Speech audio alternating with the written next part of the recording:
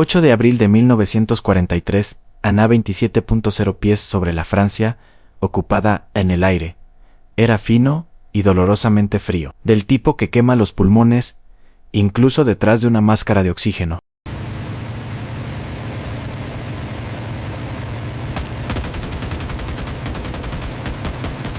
El Oberleutnant Franz Keller inclinó suavemente su Messerschmitt Bf-109 en ascenso, con los ojos recorriendo el cielo azul pálido frente a él, muy abajo. Los bombarderos estadounidenses avanzaban hacia el este en sus formaciones rígidas y familiares lentos, predecibles, vulnerables. Keller los había interceptado decenas de veces. Sabía cómo solía terminar esa historia. Entonces vio a los escoltas anal, principio, sonrió. Eran enormes, de fuselaje grueso, torpes, no tenían las líneas limpias y elegantes de un Bf-109, ni la agresiva letalidad de un Focke-Wulf 190 para Keller y los demás pilotos alemanes que ascendían junto a él. Parecían ridículos, como botellas de leche voladoras con alas atornilladas sin cuidado. Alguien se rió por la radio. Amerikanisch. Lastwagen, murmuró otro piloto. Camiones americanos Aneran Republic P-47, de Thunderbolt, recién llegados al combate sobre Europa, y para la Luftwaffe parecían una broma. Keller ladeó su casa para alinearse en ataque. Tenía la altitud, la experiencia y la confianza que daban años de combate contra enemigos más ligeros y ágiles. Los Thunderbolt eran nuevos, desconocidos y, según los informes de inteligencia, inferiores. Pesado significaba lento, grande significaba fácil de acertar. En un combate cerrado, perderían energía y morirían rápido. Esa era la teoría. A los cazas alemanes picaron a las trazadoras, subieron como agujas blancas, cuando la Luftwaffe atacó desde arriba y por detrás. El ángulo de muerte preferido. Keller apretó el gatillo y vio cómo sus proyectiles recorrían el fuselaje del P-47MA cercano. Esperaba ver piezas desprenderse en humo en fuego. Un piloto eyectándose. No ocurrió nada en él. Thunderbolt siguió volando. Keller frunció el ceño, cerró el giro y regresó para otra pasada. Volvió a disparar. De nuevo, el enorme caza estadounidense absorbió el castigo, con el motor rugiendo y las alas firmes. Solo entonces Keller notó algo más, algo mucho más inquietante.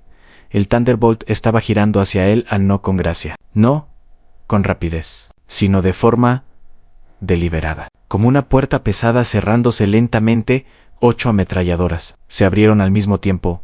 El cielo frente a Keller estalló en líneas blancas. Las trazadoras se precipitaron hacia él en una corriente sólida, no en ráfagas breves, no como advertencia, sino como un muro continuo de plomo. El sonido era inconfundible incluso sobre el motor en profundo, constante, violento. No era el tableteo de armas ligeras. Era trueno. Keller rompió con fuerza, tirando de la palanca, mientras su avión temblaba bajo la tensión. Las trazadoras pasaron silbando junto a la cabina. Una atravesó la raíz del ala, otra destrozó la cola. Sintió el avión desviarse y supo que le quedaban segundos antes de perder el control. Detrás de él. Otros pilotos alemanes informaban lo mismo. Aquellos cazas americanos no combatían como los Spitfire. No giraban a la defensiva. Picaban desde arriba, usaban velocidad y altitud, y borraban cualquier vía de escape. Cuando los pilotos alemanes intentaban romper el combate, esperando que los estadounidenses desistieran, estos no lo hacían. Seguían sobre ciudades, sobre bosques, sobre aeródromos, que antes siempre habían significado seguridad, cuando Keller logró regresar cojeando a su base, sacudido y furioso. Las risas habían desaparecido, pero habían sido reales cuando el P-47 apareció por primera vez sobre Europa a principios de 1943. Los pilotos alemanes lo despreciaron casi de forma unánime, con más de 7 toneladas completamente cargado. Era el caza monomotor más pesado del cielo. Trepaba más lento que un 109, giraba peor. Parecía todo lo que un caza no debía ser. La doctrina alemana se había construido sobre la agilidad y la precisión. El Thunderbolt parecía representar lo contrario, fuerza bruta, sin sutileza. Para los ases veteranos, era el producto del exceso industrial estadounidense, no de sabiduría de combate.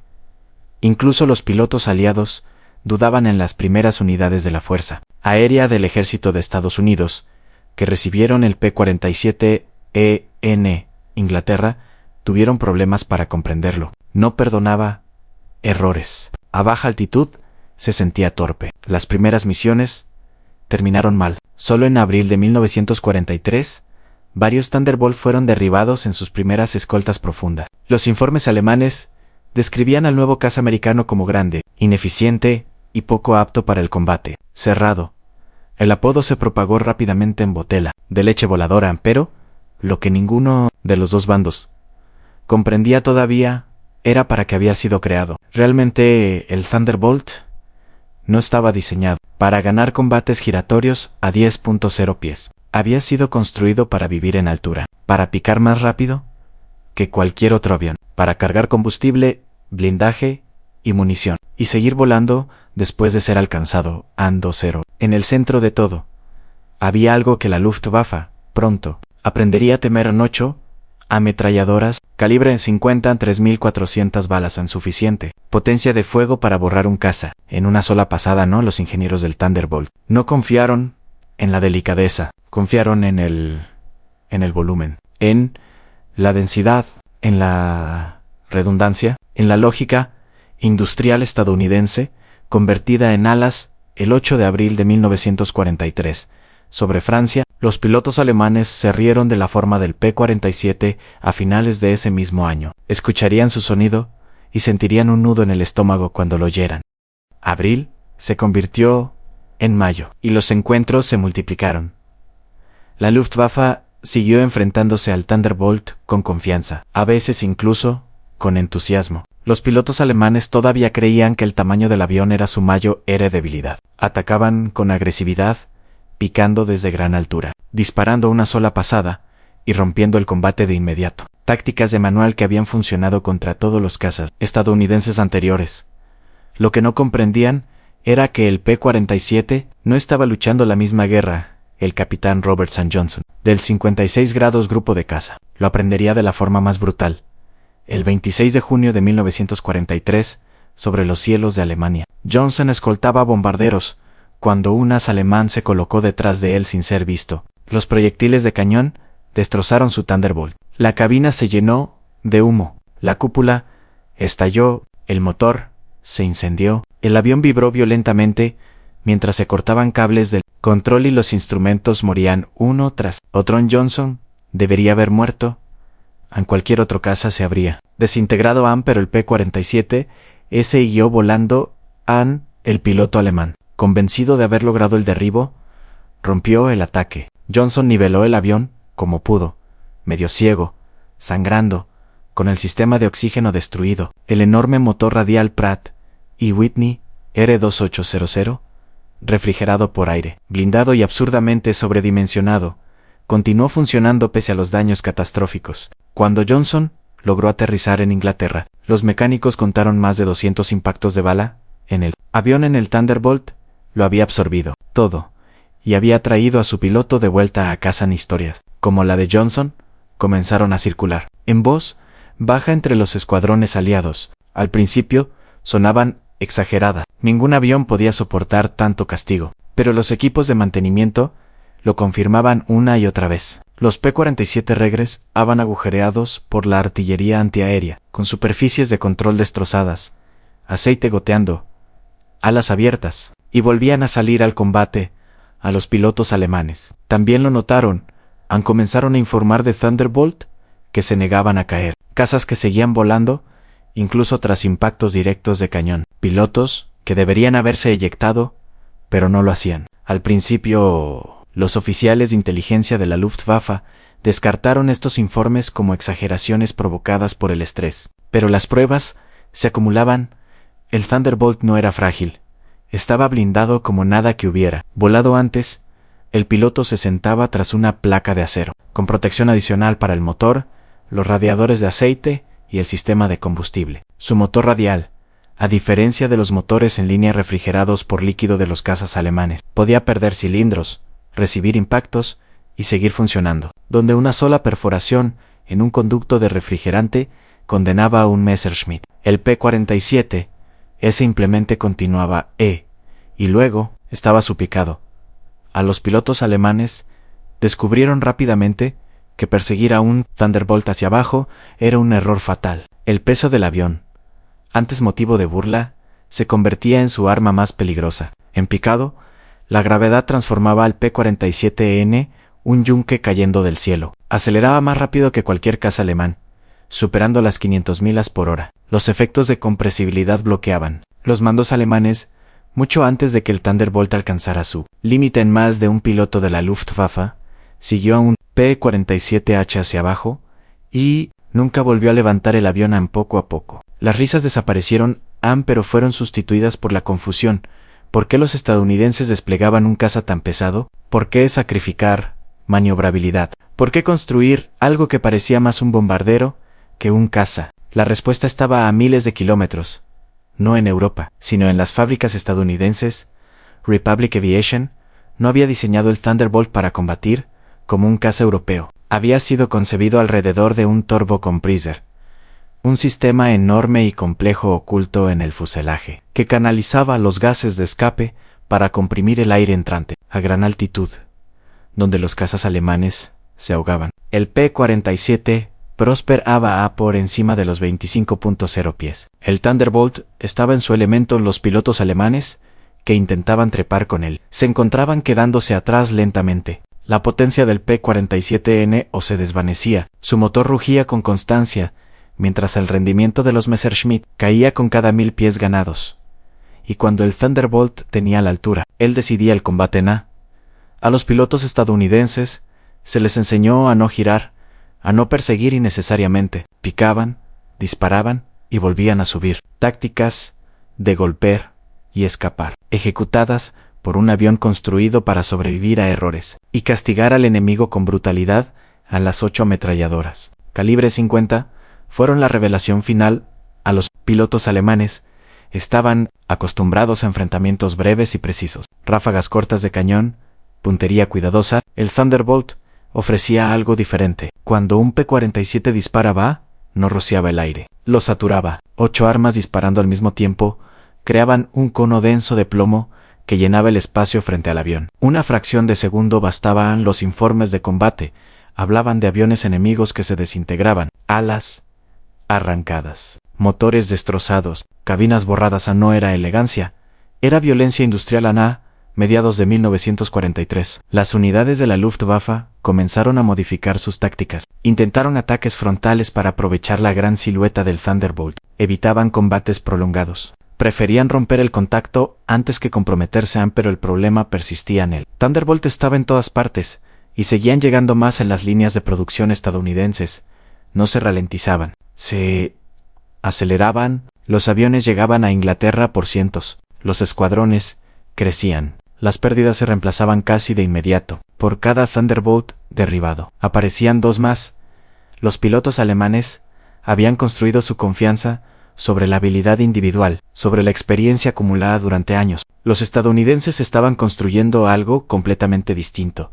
Una máquina que perdonaba errores. Una máquina que golpeaba como un martillo. Una máquina que podía reemplazarse más rápido de lo que Alemania podía entrenar a un nuevo piloto.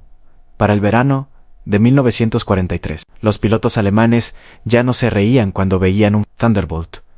Lo observaban con cuidado y empezaban a temer lo que representaba. Para finales del verano de 1943, los pilotos de la Luftwaffe ya no confundían al P-47 de Thunderbolt con una curiosidad. Ahora lo entendían, al menos en parte. No era elegante, no era sutil, pero era brutalmente eficaz, de una forma que desafiaba todo aquello sobre lo que se había construido la doctrina de caza alemana a la comprensión. Llegaba casi siempre en un instante violento. Un piloto de Messerschmitt divisaba un Thunderbolt por encima, con el sol reflejándose en sus enormes alas. Pensaba que tenía tiempo, un giro, una maniobra evasiva, lo justo para arruinar la puntería del americano Nane. Entonces, el Thunderbolt disparaban 8 ametralladoras Browning calibre 50, sincronizadas no para la precisión quirúrgica, sino para el volumen. Entraban en acción al mismo tiempo. A corta distancia, el efecto era inmediato y devastador. El aire entre ambos aviones se llenaba de trazadoras, tan densas que parecían sólidas. Los pilotos alemanes Lo describirían más tarde como volar directamente contra una cortina de acero. No había huecos. No había forma de colarse entre los proyectiles ansí. El Thunderbolt acertaba. Destruían a diferencia de los cazas alemanes, que confiaban en 1 o 2 cañones para un fuego concentrado. El P-47 repartía su potencia de fuego a lo largo de toda la envergadura. Cada ráfaga lanzaba cientos de balas por segundo hacia adelante, saturando un amplio espacio. Incluso un impacto cercano podía arrancar superficies de control o destrozar un motor. Un impacto directo solía significar la desintegración inmediata a los informes de combate de la Luftwaffe. Comenzaron a utilizar un lenguaje nuevo. Ya no hablaban simplemente de derribado o dañado, sino de aviones que explotaban.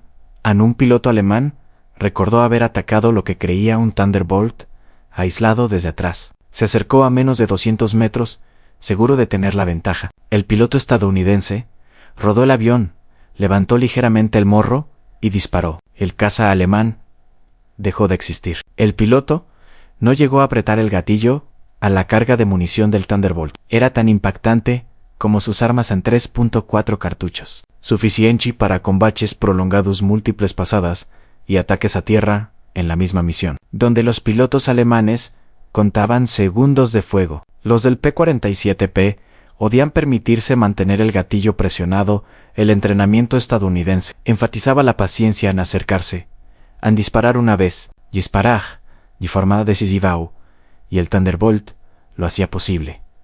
Este poder de fuego transformó el combate de escolta. Los pilotos alemanes ya no podían asumir que podían entrar rápido, disparar y escapar. Un solo error, una mala estimación de la velocidad de cierre, un giro mal calculado, significaba atravesar una tormenta de plomo abrumadora. El impacto psicológico se propagó con rapidez en los pilotos alemanes. Comenzaron a informar que los Thunderbolt no rompían el combate cuando eran atacados. Giraban hacia el atacante, forzaban enfrentamientos frontales, confiando en su blindaje y su potencia de fuego. Los pases frontales siempre habían sido peligrosos. Contra un P-47 eran casi suicidas. Incluso los ases más experimentados dudaban. En el Thunderbolt también cambió la forma en que terminaban los combates. Los pilotos alemanes, que intentaban romper el contacto, descubrían que la velocidad de picado del avión estadounidense hacía poco fiable la huida. El P-47N o perseguía eternamente, pero si decidía seguirte, cerraba la distancia con rapidez. Y cuando disparaba, no necesitaba mucho tiempo mientras tanto. Los estadounidenses estaban aprendiendo a principios de 1943. Los pilotos de PSRC habían sido inseguros, incluso cautelosos. Intentaban girar, imitar estilos de combate que admiraban en pilotos británicos y alemanes. Las pérdidas fueron inevitables, pero para el otoño, la doctrina se endureció. No girar, no quedarse, usar la altura, usar la velocidad, usar el fuego. El Thunderbolt se convirtió en un sistema, no solo en un avión en unidades como el 56 grados, grupo de caza. Perfeccionaron este enfoque sin descanso. Trepaban más alto que los interceptores alemanes. Atacaban desde arriba y desaparecían de nuevo hacia las alturas antes de que pudiera formarse una respuesta. Rotaban los aviones en combate, manteniendo una presión constante. Los pilotos alemanes se encontraron reaccionando en lugar de iniciar. Y aún así, el Thunderbolt seguía regresando. Un oficial de inteligencia de la Luftwaffe observó con creciente alarma que muchos P-47B volvían con daños visibles y seguían operativos. Los pilotos alemanes se eyectaban por mucho menos. El avión estadounidense parecía indiferente al castigo. La frustración sustituyó por completo a la burla. ¿Cómo se combate a un avión que no teme ser alcanzado? ¿Cómo se contrarresta una máquina que convierte la masa en ventaja? Para la Luftwaffe, la respuesta se volvía cada vez más sombría. Sus aviones eran refinados, sus pilotos hábiles, pero estaban luchando contra un enemigo cuya fuerza no residía en la elegancia ni en la tradición. Residía en los números, residía en el reemplazo, residía en 8 ametralladoras que convertían el propio cielo en un arma. Finales de 1943. Los pilotos alemanes habían dejado de llamar al P-47 Botelau Gileche, volador ahora, lo llamaban de otra forma, lo llamaban trueno.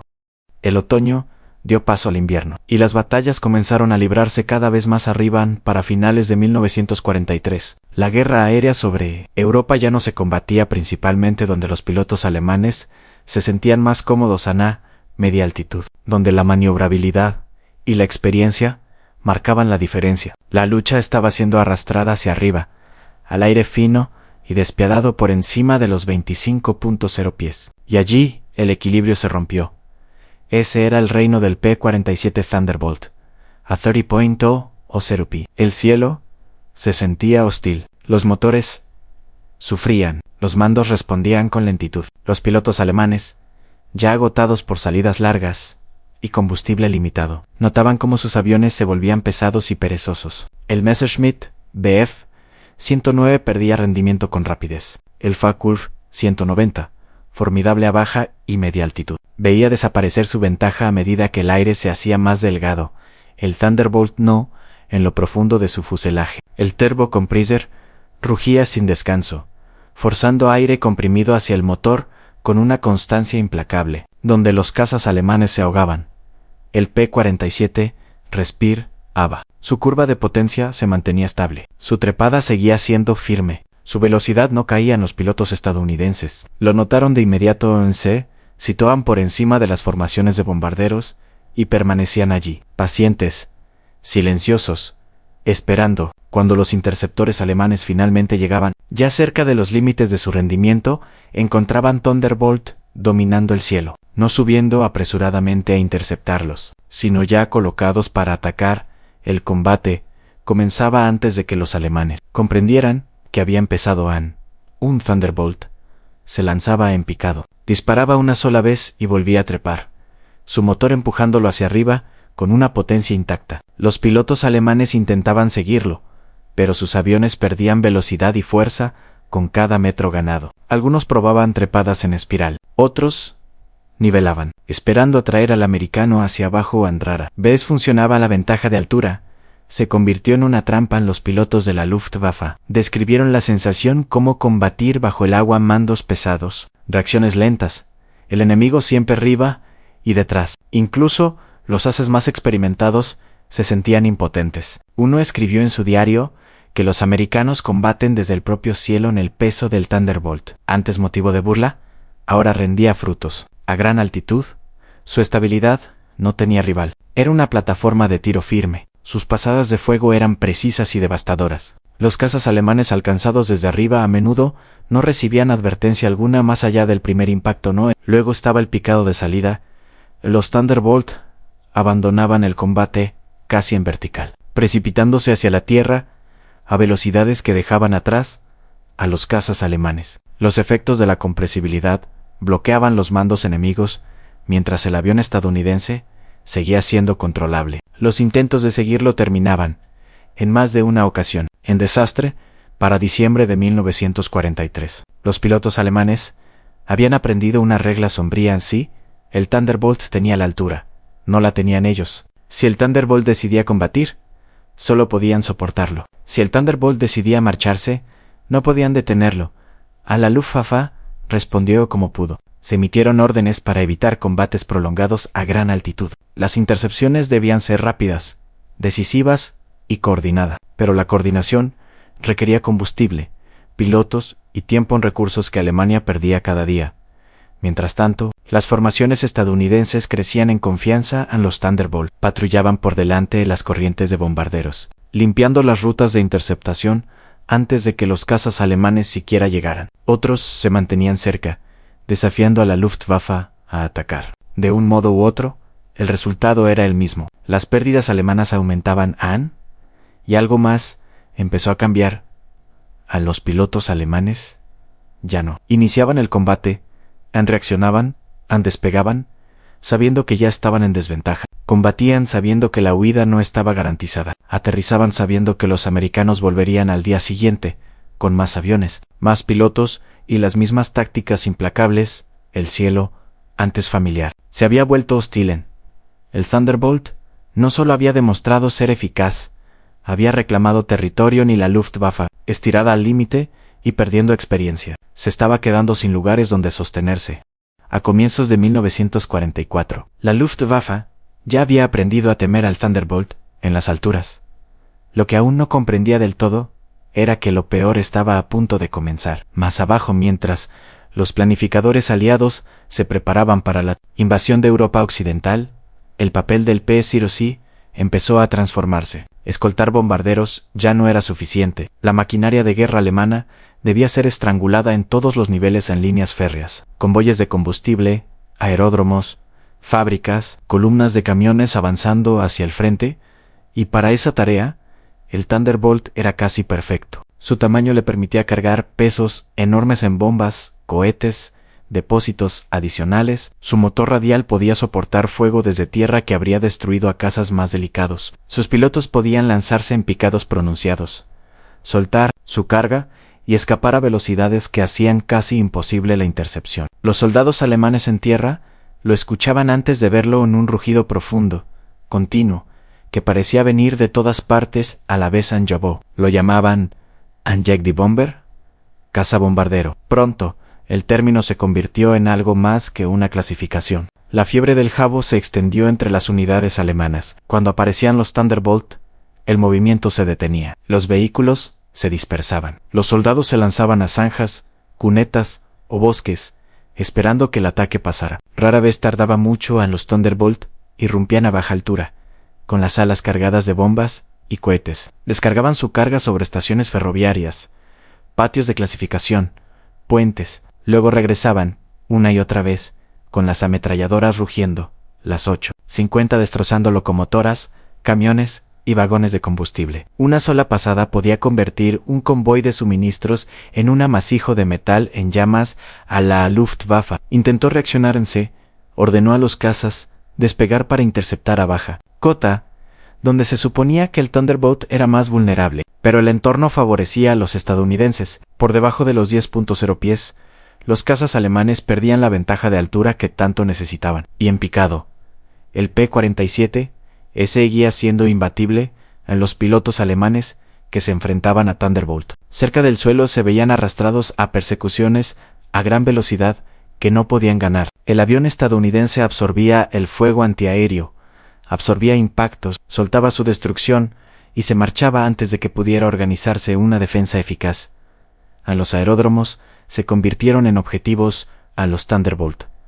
Atacaban pistas, hangares y cazas estacionados. Ametrallaban aviones antes de que los pilotos pudieran siquiera alcanzarlos. Los mecánicos alemanes observaban impotentes como cazas irreemplazables, ardían en tierra. Las cifras crecían sin descanso, en decenas de miles de vagones ferroviarios destruidos, miles de locomotoras reducidas a chatarra, columnas enteras de camiones destrozadas en carreteras y bosques, depósitos de combustible explotando en columnas de humo visibles a kilómetros de distancia para la Luftwaffe. Aquello era devastador. Los cazas que sobrevivían al combate no conseguían combustible. Los pilotos que sobrevivían a las misiones no podían llegar al frente. Las unidades de entrenamiento perdían aviones antes de que los alumnos volaran su primera misión real. El Thunderbolt no solo estaba matando pilotos, estaba borrando la infraestructura que lo sostenía. Los informes de inteligencia alemanes se volvieron cada vez más sombríos. Uno señalaba que los cohetes bombarderos estadounidenses ya gozaban de libertad de acción casi total en amplias zonas del Reich. Otro admitía que la defensa aérea a baja y media altitud se estaba desmoronando y aún así, los Thunderbolt seguían regresando día tras día. Desmontaban metódicamente la capacidad de Alemania para sostener la guerra. Sus pilotos se volvían más agresivos, más seguros. Había pérdidas. Sí, pero los reemplazos llegaban más rápido de lo que Alemania podía reaccionar.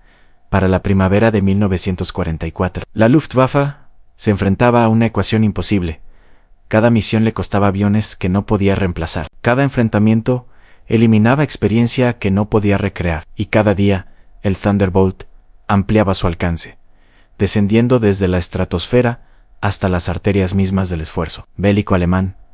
El caza que una vez fue motivo de burla se había convertido en verdugo, no solo en el aire, sino en cualquier lugar donde la guerra dependiera del movimiento.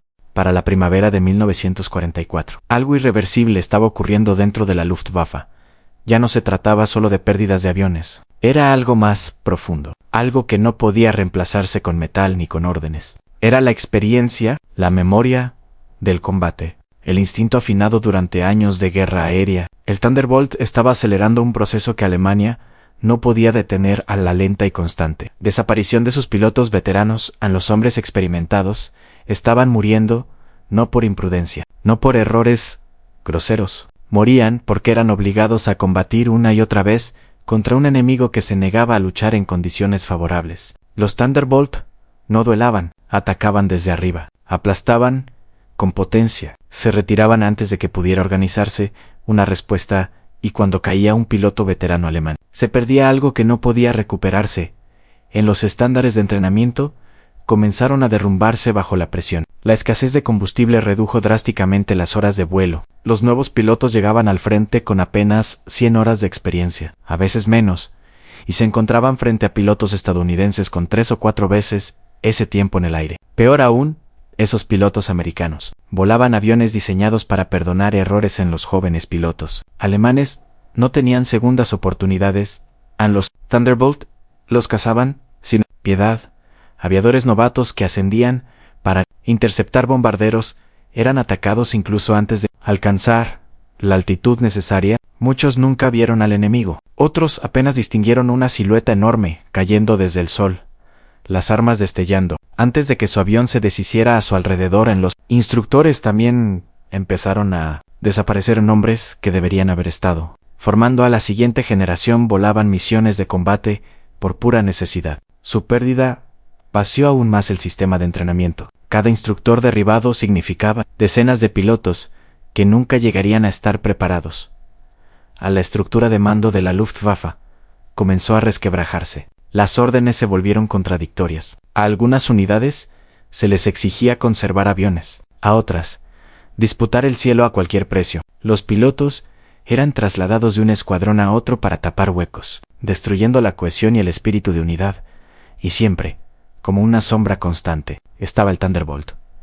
Los pilotos alemanes empezaron a describir un miedo nuevo. No era el miedo al combate en sí, era el miedo a la persecución. La sensación de que, una vez que un Thunderbolt te elegía, escapar era improbable, que picar no garantizaba seguridad, que ni siquiera llegar a casa significaba estar a salvo. A los pilotos estadounidenses seguían a los aviones dañados, esperaban cerca de los aeródromos, atacaban a los cazas cuando aterrizaban, lentos y vulnerables. Lo que antes había sido refugio se convirtió en una trampa mortal. El desgaste psicológico fue devastador. Los diarios de la época hablan de agotamiento, fatalismo y rabia, no tanto hacia el enemigo sino hacia la situación misma. Un piloto alemán escribió que los americanos no combaten como hombres, combaten como máquinas. No era un elogio, pero era una descripción precisa. Detrás de cada Thunderbolt había un sistema industrial que no se cansaba, que no dudaba, que no se quebraba emocionalmente con cada pérdida. Cuando un piloto estadounidense no regresaba, otro ocupaba su lugar. Cuando un P-47 era derribado, otro salía de la cadena de montaje. Alemania no podía competir con eso. Junio de 1944, mientras las fuerzas aliadas desembarcaban en Normandía, la Luftwaffe ya estaba rota de una forma que las estadísticas por sí solas no podían reflejar. Aún existía, aún luchaba, pero ya no controlaba el curso de los acontecimientos. A los Thunderbolt volaban sin oposición efectiva sobre el campo de batalla, destrozando columnas, silenciando baterías antiaéreas, destruyendo todo lo que se movía a la luz del día. Los pilotos alemanes que intentaban intervenir muchas veces no regresaban años después. Adolf Galón lo resumiría con una franqueza brutal. El error, dijo, no fue subestimar al piloto estadounidense, fue subestimar a la máquina estadounidense y al sistema que la había creado. El Thunderbolt se había convertido en el símbolo de ese error, a la prueba de que la valentía y el talento no podían vencer a la aritmética, y la aritmética era implacable. Para el verano de 1944, los pilotos alemanes ya no discutían sobre el Thunderbolt, lo reconocían al instante. Las alas anchas, el enorme motor radial, y sobre todo, el sonido, un rugido profundo y continuo, imposible de confundir con cualquier otro avión. Cuando aparecía, no quedaba espacio para la arrogancia, ni para apodos burlones, ni para la ilusión de control. Solo quedaban cálculos rápidos en distancia, combustible, rutas de escape que quizá, solo quizá, aún existieran, el P-47H había reescrito la psicología de la guerra aérea a los pilotos alemanes que sobrevivían a encuentros con Thunderbolt. Hablaban menos de maniobras y más de inevitabilidad. Si el americano tenía altura, el combate le pertenecía. Si tenía velocidad, el combate ya había terminado. Si disparaba, el resultado solía ser definitivo a la introducción de la hélice de palas anchas a comienzos de 1944 agravó aún más el desequilibrio. Con ella, el Thunderbolt mejoró de forma notable su trepada y aceleración. Los pilotos alemanes lo notaron de inmediato. Una de las últimas debilidades percibidas del P-47H había desaparecido. El caza pesado ahora subía con una agresividad inesperada, borrando otra ventaja más de la Luftwaffe. El tono de los informes de combate cambió por completo, en donde antes se describía al Thunderbolt como inferior en maniobra. Ahora se advertía a los pilotos que evitaran el enfrentamiento siempre que fuera posible, salvo que contaran con una superioridad numérica abrumadora. Incluso entonces, el éxito no estaba garantizado en la presencia de cazas estadounidenses sobre Berlín. Confirmó lo que muchos ya sabían cuando los Thunderbolt escoltaron bombarderos sobre la capital del Reich sin oposición efectiva. La guerra en el aire había terminado, no porque Alemania careciera de valentía, sino porque ya no tenía tiempo, combustible, pilotos, ni máquinas capaces de sobrevivir a lo que el Thunderbolt imponían. Para finales de 1944, muchas escuadrillas de la Luftwaffe existían más en los papeles que en la realidad. Los aviones permanecían en tierra por falta de combustible. Los pilotos esperaban máquinas que nunca llegaban. Las unidades de entrenamiento se disolvían. Mientras tanto, los Thunderbolt seguían atacando líneas férreas, puentes y aeródromos, desmontando sistemáticamente lo poco que quedaba. El caza, del que una vez se rieron, había hecho algo más que derribar aviones. Había destruido creencias, a la creencia de que la elegancia vencía la resistencia, la creencia de que la habilidad podía compensar la inferioridad numérica, la creencia de que la tradición podía imponerse a la industria. Al Thunderbolt demostró lo contrario. Demostró que un caza de 7 toneladas, armado con 8 ametralladoras y respaldado por fábricas que nunca dormían, podía transformar la burla en miedo, y el miedo en colapso. En menos de 2 años de guerra aérea, a los pilotos alemanes subían a sus cabinas, sabiendo que el Thunderbolt podía estar esperando, sabiendo que no se daría la vuelta, sabiendo que podía seguirlos hacia abajo, hacia arriba o hasta casa. Y una vez que esa certeza se instaló, el resultado de la guerra en el aire dejó de ser una cuestión de si ocurriría, pasó a ser solo una cuestión de cuándo.